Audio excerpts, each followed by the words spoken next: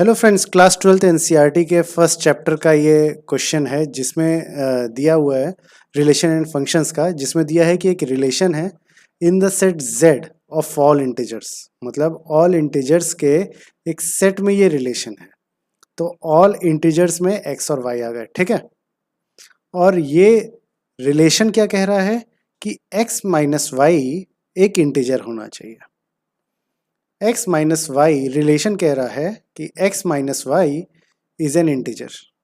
तो अब चेक करना है कि ये जो रिलेशन है ये रिफ्लेक्सिव है, ट्रांजिटिव है या सिमेट्रिक है।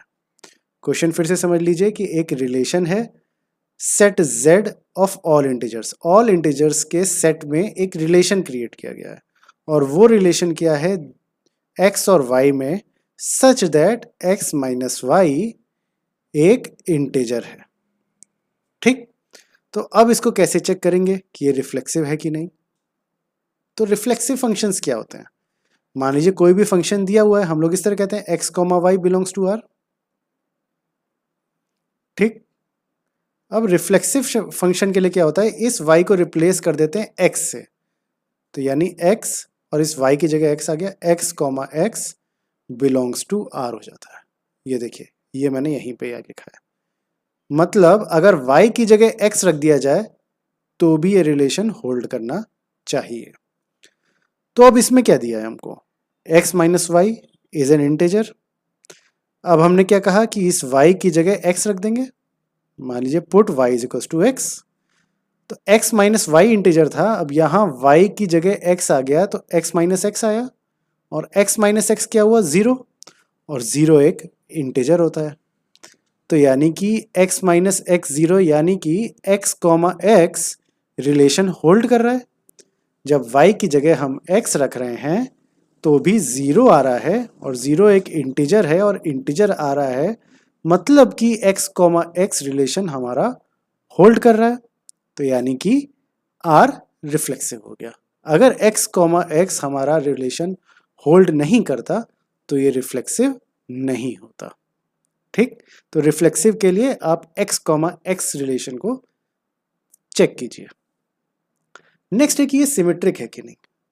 अब सिमेट्रिक के लिए क्या कंडीशन होती है कि x कॉमा वाई अगर रिलेशन को होल्ड कर रहा है तो इसका मिरर इमेज कि y कॉमा x को भी रिलेशन को होल्ड करना पड़ेगा। अगर ये रिलेशन को होल्ड कर रहा है y कॉमा x तो फिर ये सिमेट्रिक फंक्शन हो गया। सिमेट्री यही होती है ना कि पलट दिया जाए तो सेम आए, यानी x कॉमा वाई रिलेशन को होल्ड कर रहा है तो y कॉमा x भी रिलेशन को होल्ड करेगा। अब इसको हम इस क्वेश्चन में कैसे समझेंगे, तो यानी कि x कॉमा वाई में जो रिलेशन था वो क्या था कि x माइनस वाई एक इंटीजर है। इंटीजर हमने मान लिया कि n है, for example x minus y एक इंटीजर है, n हमारा इंटीजर दिया है। अब बोला है y कॉमा x, तो y कॉमा x क्या होगा कि ये दोनों अदला बदली हो जाएंगे। तो यहाँ x कॉमा वाई था तो यहाँ आ जाएगा y माइनस x। ठीक, रिलेशन पलट दिया गया, x माइनस वाई की जगह आ गया y माइनस एक्स, क्योंकि y कॉमा एक्स पे अब निकाला जा रहा है। y माइनस एक्स में माइनस को बाहर निकाल लिया और ब्रैकेट में x माइनस वाई रख दिया और x माइनस वाई यहाँ पे n था, x माइनस वाई n था, तो ये माइनस बाहर था तो ये माइनस n हो गया। तो n एक इंटीजर है तो माइनस n भी एक इंटीजर है।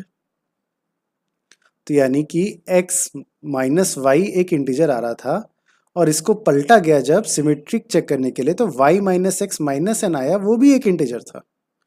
तो यानी x कॉमा वाई रिलेशन को होल्ड कर रहा है क्योंकि x कॉमा वाई से y माइनस एक्स आता है और वो एक इंटीजर है। और y कॉमा एक्स जब पलटा जाए तो x comma y minus x आएगा, वो भी एक इंटीजर है। दोनों ही केस में इंटीजर आ रहा है, मतलब पलटने पे भी रिलेशन होल्ड कर रहा है। तो यानी कि ये रिलेशन सिमेट्रिक हुआ। ठीक है, कोई डाउट हो तो आप कमेंट में पूछ सकते हैं। ठीक है, अब आते हैं ट्रांजिटिव पे। क्या ये फंक्शन ट्रांजिटिव है? तो अब ट्रांजिटिव फंक्शन क्या होता है? ट्रांजिटिव फंक्शन वो होता है कि x कॉमा वाई अगर रिलेशन को होल्ड कर रहा है और y कॉमा जेड रिलेशन को होल्ड कर रहा है तो x कॉमा जेड भी रिलेशन को होल्ड करेगा। फर्स्ट और सेकंड रिलेशन को होल्ड कर रहा है, सेकंड और थर्ड होल्ड कर रहा है, तो फर्स्ट और थर्ड भी होल्ड करेगा। इसका सिंपल एग्जांपल जो मैं देता हूं, अगर 3 लड़के हैं, पहला और दूसरा भाई है, दूसरा और तीसरा भाई है, तो पहले और तीसरे को भी भाई होना पड़ेगा। अब इसको कैसे सॉल्व करेंगे? x, y के लिए आप एक निकाल लीजिए। x, y के लिए क्या निकलेगा? x माइनस वाई बनेगा रिलेशन, जो इंटीजर आता है। y, z के लिए भी होल्ड कर रहा है, हमने ये माना है, तो y माइनस जेड भी इंटीजर होगा। अब बोला है कि भाई आपका x, z भी इंटीजर होल्ड करना चाहिए, तब ये रिलेशन ट्रांजिटिव होगा। तो x माइनस वाई होल्ड कर रहा है, y माइनस जेड होल्ड कर रहा है, ये हमने दोनों चीजें एज्यूम करी हैं कि ये दोनों होल्ड कर रहे हैं। ठीक, अब मान लीजिए हम इन दोनों फंक्शन को ऐड करते हैं। मान लीजिए हमने x माइनस वाई एक इंटीजर आ रहा है m और y माइनस जेड एक इंटीजर आ रहा है n, दोनों रिलेशंस में। अब इन दोनों को ऐड कर दिया हमने, तो x माइनस वाई ये इधर आ गया, प्लस y माइनस जेड ये इधर आ गया, और इधर आ गया m प्लस n, ये आ गया।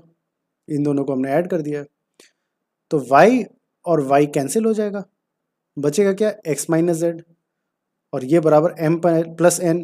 m इंटीजर था, n इंटीजर था, तो m प्लस n भी इंटीजर हुआ। सम ऑफ इंटीजर्स एक इंटीजर ही होता है।